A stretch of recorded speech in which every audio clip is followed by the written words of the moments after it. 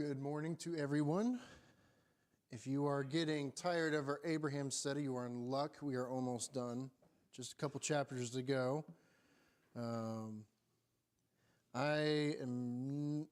probably not going to be here next Sunday morning, so I'm going to need a volunteer to cover for next Sunday. Buddy. You're usually good about helping me with that. We're in Genesis chapter 24. This morning we'll be starting this chapter. Last week we talked about the death of Sarah. So we are picking up after that point. So in Genesis 24, Sarah has already passed. And we'll talk a little bit about maybe what the time frame is here, though. Genesis chapter 24 is an extremely long chapter as far as verse count, word count, whatever metric you want to use. But it's all one continuous story. And so you can't really, it would be hard to break up. So I understand why it's been kind of grouped this way. But there are 67 verses. I don't anticipate getting through all of them this morning. That's okay. We're actually, when we get to Genesis 25, we're not even really going to read all of Genesis 25. So maybe this week, and then I'll be off a week, and then one more week, and we should be about done with Abraham as far as that goes. We'll move on to our next study. In Genesis chapter 24, before we begin, Abraham is not really the central focus of this story, but I don't think there's any reason to leave it out because he does set kind of the events in motion here that take place in Genesis 24. And he's kind of an important figure in what happens, even though he's not really kind of at the forefront of this specific story. This still has a lot to do with his life, and we can learn a lot from it. So we're going to include it. I don't see any reason why not. So let's begin. Like I said, these are big chunks. Someone read for us verses 1 through 10 of Genesis 24, please.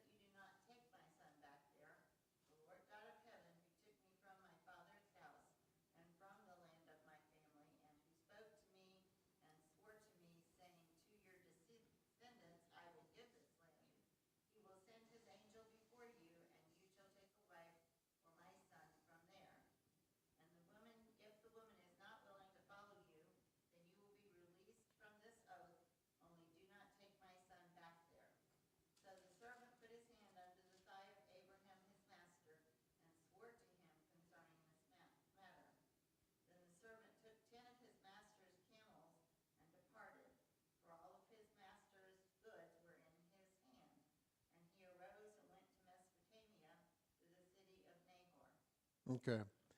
So, I find it funny how this chapter opens. It says Abraham is now old and well advanced in years. That's been like the story of Abraham is he's been old and well advanced in years. Ever since we've basically picked up with him in chapter 12, he was in his 70s already. He was 75 years old, if I remember correctly. So he's kind of always been at that point where he's been considered old. Probably he and his wife too old to have children. Nothing's really new. It doesn't really give us any new information.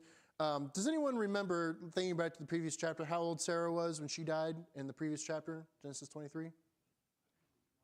She was 127. So Abraham being 10 years older than her, he would have been 137 in the prior chapter. So we don't know how much time has passed between 23 and 24. I suspect probably not much more than a couple years. I don't have any way to say how long it is. That's my feeling on it. Perhaps we might talk about that maybe a little bit at the end because We'll mention Isaac's attitude as far as losing his mother and him being comforted. So it may not have been a very long amount of time between. We don't know for sure. But he's at least 137 years old. Now, does anyone remember how old Isaac would be if Abraham is 137? No. He would be about 37 because Abraham was 100 years old when Isaac was born. So just minus 100 years, you're going to get it roughly about the same. So he's at least that old. He's at least 37 years old. He doesn't have a wife yet. And so Abraham is kicking off the events of this chapter. We're in Genesis chapter 24, for those of you who are just coming on in. Genesis 24. So he's at least that old, probably a little older. And Abraham calls for his, what some of your translations may call oldest servant or senior servant or chief servant, something along those lines your translations will have. And this is the only name we're given of this servant. We're not given a lot of information about who this is, except that he's the servant that's kind of in charge. He's the head servant in charge of Abraham's household here. There are some who suspect that this may be Eliezer of Damascus.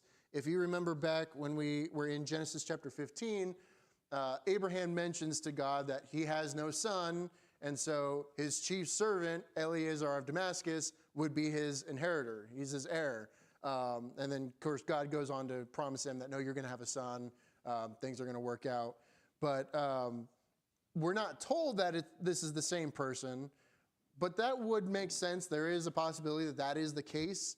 We just don't know for sure. To me, that would make sense. Of course, he would also be old, Eliezer of Damascus, but I don't think he would be quite as old as Abraham to make this journey.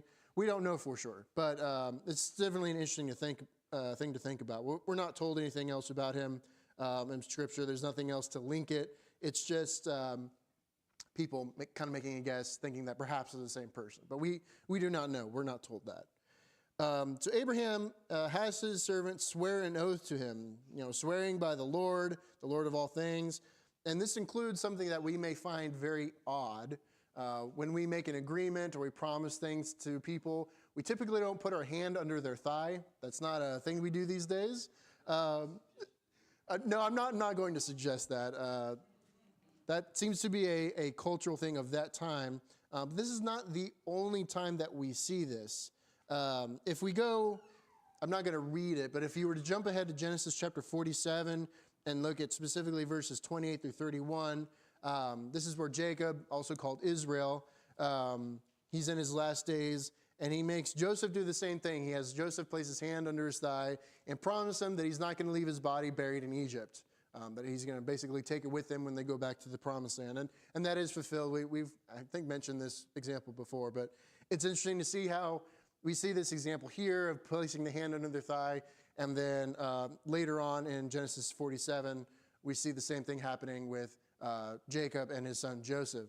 I don't see this occurring anywhere else in Scripture. It's just these two places. I don't know if that practice kind of ceased to happen, or if this was just a thing for that family, and or maybe Jacob knew of that significance back in his grandfather's time.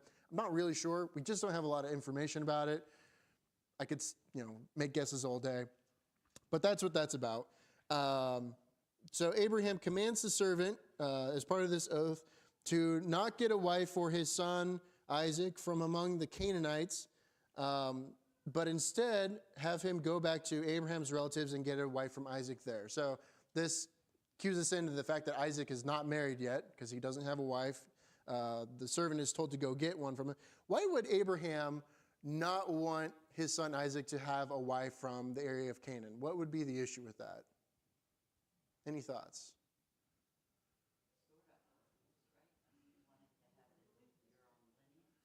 Okay, kind of keep the lineage within his own family.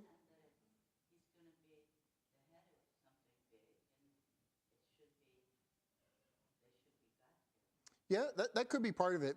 We'll see a little bit more of his family, and we'll see, well, we won't get to it in this study, but if we look later on, they seem to have some respect toward God, but then also we'll see later that Laban has idols, so, they're not perfect.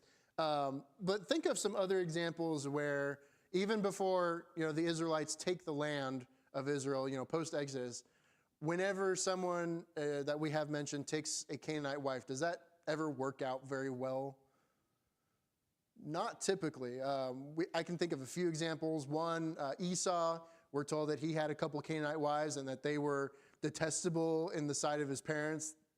We're not told where exactly they came from, but kind of one of my thoughts was perhaps Lot's wife and daughters not being mentioned before them is that he didn't have a wife and daughter before them, and they may have been Canaanites from that land, and it may be that when his daughter